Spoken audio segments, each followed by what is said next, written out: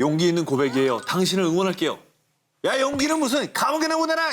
이렇게 미국 사회에 격렬한 논쟁이 벌어지면서 결국 오바마 전 미국 대통령까지 나서게 됐습니다. 세상을 뒤흔든 특종 19, 이번에 13입니다. 노동운동의 불씨를 만든 특종. 1970년 11월 13일 오후 1시 30분경. 우리는 기계가 아니다. 근로기준법을 준수하라. 바로 평화시장 봉제공장에서 재단사로 일하던 22살 청년 전태일 열사였습니다. 스스로 몸에 기름을 붓고 불을 붙인 그는 전신에 3도 화상을 입고 결국 세상을 떠나고 말았는데요. 우리는 기계가 아니다!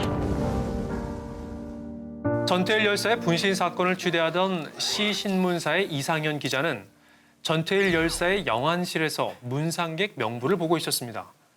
그런데 자세히 살펴보니 그것은 바로 전태일 열사의 일기였던 겁니다. 그러니까 전태일 열사의 유품이었던 건데요. 예. 그런데 이게 단순한 일기가 아닌 것이 전태일 열사가 봉제 공장에서 일하던 당시 처절할 만큼 열악했던 노동 환경과 노동자 중 40%는 평균 연령이 15세인 아이들이었다는 겁니다. 그래서 전태일 열사는 이렇게 말도 안 되는 노동자들의 현장 실태를 알리기 위해 하루 작업 시간, 직원들의 평균 연령대, 임금 등을 일기에 상세히 기록했던 겁니다. 결국 전태일 열사의 유품인 일기를 사람들에게 알려야겠다고 생각한 이상현 기자는요. 전태일 열사의 가족들을 설득했고요. 나 하나 죽어지면 뭔가 달라지겠지라는 제목으로 일기장의 내용을 대서특필하게 됩니다. 이 기사를 통해 전태일 열사의 숨겨진 사연이 공개되자 노동자들의 열악한 노동 환경에 관심을 가지기 시작하죠. 실제로 이후 평화시장에는 전국 연합노동조합 1000개 피복지부가 결성되었고요. 전국적으로 약 2,500개에 달하는 노동조합이 만들어지는 등 노동운동의 불씨를 지핀 신호탄이 되었습니다.